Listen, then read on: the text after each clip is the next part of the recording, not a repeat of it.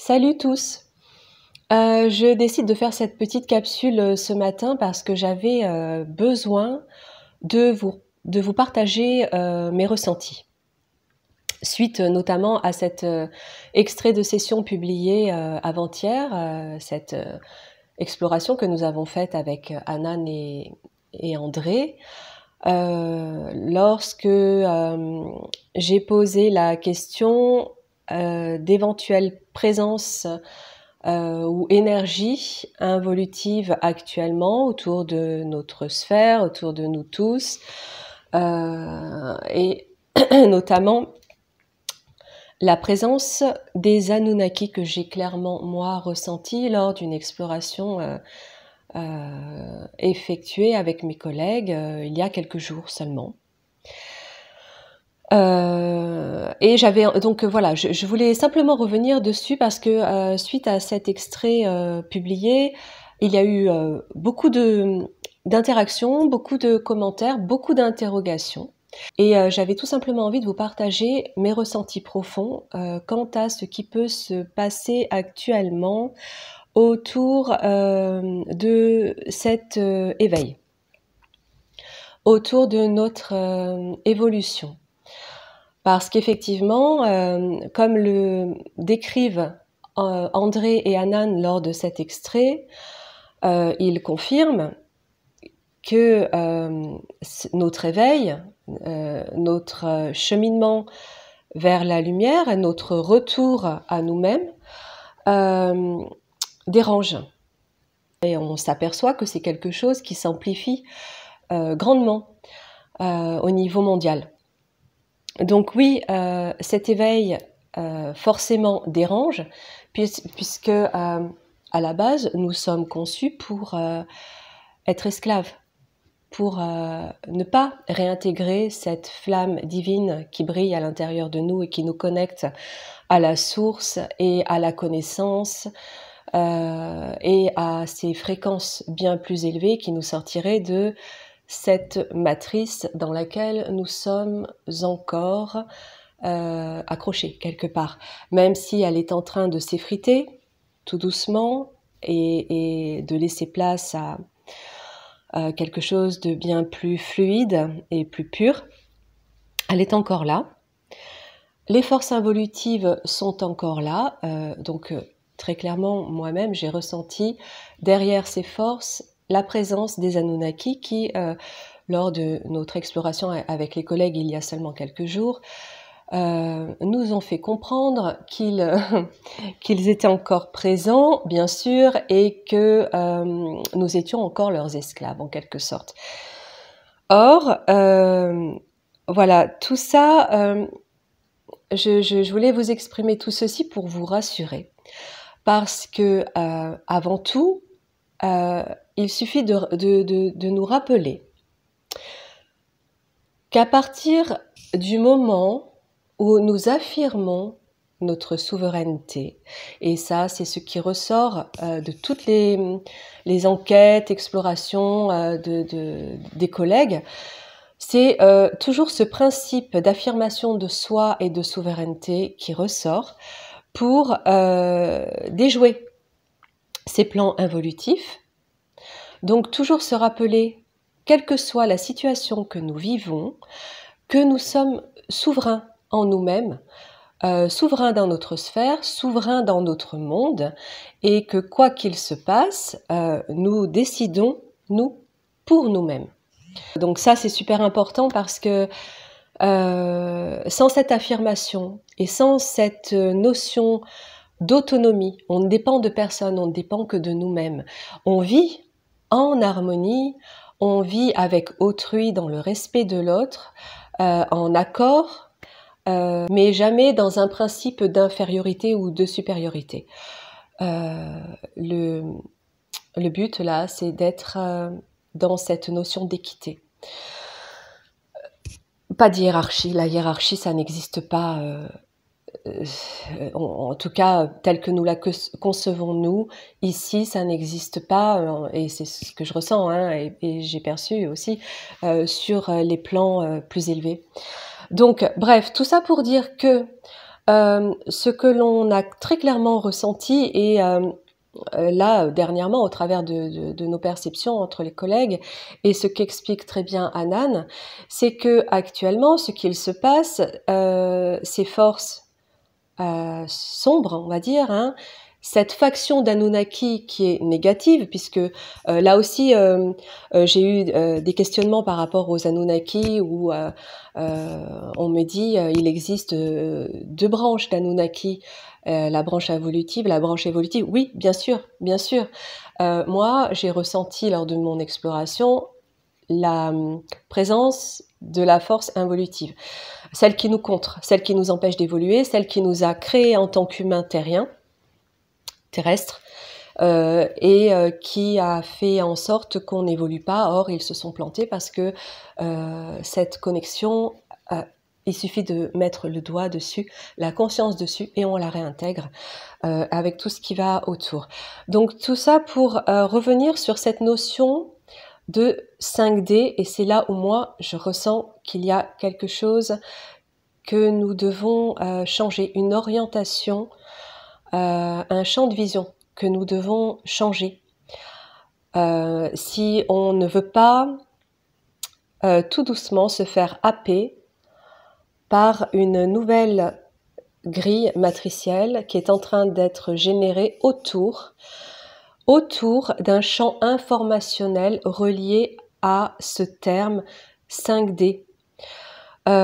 C'est un terme que nous avons développé, que nous avons pensé pour pouvoir nous repérer au travers de ce plan éthérique de cet univers composé de différentes dimensions. Et en fait, là aussi, j'ai ressenti profondément, de manière intuitive ou dans mes connexions, que cette notion de dimension, telle que nous la nommons ici, réduit ce qui est. Et de nommer les dimensions telles qu'on les nomme, 3D, 4D, 5D, réduit tout ce qui existe, et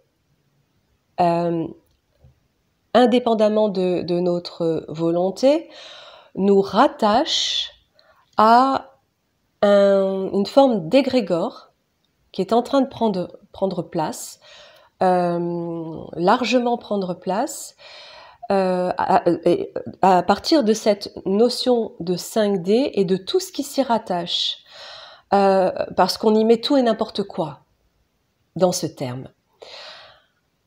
Et là, c'est là où les forces involutives interviennent, parce qu'elles ont compris que notre manière de penser était réduite. Et là, je vous parle donc avec mon cœur et mon intuition. Et à partir de cette notion réduite des choses, il a été très facile pour eux de commencer à créer une grille autour de ça, pensant que nous, à partir de nos pensées 5D, on allait tranquillement, en pensant évoluer et changer de plan, passer sur cette nouvelle dimension qui en réalité est en train de nous rattacher à quelque chose de matriciel à nouveau, comme l'explique Anan, et je confirme ces ressentis au travers de mes connexions. De mon point de vue, il n'est pas question de dimension, mais de plan fréquentiel, de champ de conscience, de niveau de conscience et de niveau de fréquence. Et comme on a pu le voir, notamment avec Franck dernièrement, dans cette enquête sur la fleur de vie, ou avec Marie-Jo et Aude sur l'origine de l'ADN, tout est en résonance, tout est fréquence, et les interactions se situent à ce niveau-là. Les plans de fréquence se situent à ce niveau-là. Et au fur et à mesure de notre évolution et de notre éveil, nous changeons de plans de fréquence. Or, il en existe une infinité dans l'univers, certes qui résonnent les uns avec les autres, mais le truc là est de se dire au travers de mon éveil, je ne vais pas vers la 5D. Le truc est d'abandonner cette pensée, mais de se dire, je réintègre un champ de fréquence qui vibre sur les notes de l'amour. C'est ce champ fréquentiel de l'amour que nous sommes en train de réintégrer, que nous sommes en train de retrouver. Et ce champ fréquentiel de l'amour sur lequel se situe une multitude et variété d'êtres évolutifs, et je peux vous dire que je ressens là, au moment où je vous parle, qu'ils nous attendent, c'est là qu'ils nous attendent à bras ouverts, et c'est notre travail. C'est là où je rejoins aussi André quand il dit que ils ne peuvent pas faire les choses à notre place. C'est intérieurement, c'est par notre cheminement individuel qu'on va pouvoir réintégrer ce plan de conscience, qui est le plan de l'amour sur lequel nous sommes attendus à bras ouverts pour vivre une nouvelle harmonie sur ces nouvelles planètes, ces nouveaux astres qui existent déjà. Et là, on peut parler de notion de multivers. Ce champ ou plan fréquentiel de l'amour, les involutifs n'ont pas accès. Ils ne peuvent pas l'intégrer à partir du moment où ils ne font pas le choix de vibrer sur cette note de l'amour, puisque eux, l'amour ne les intéresse pas. L'amour n'est pas leur monde.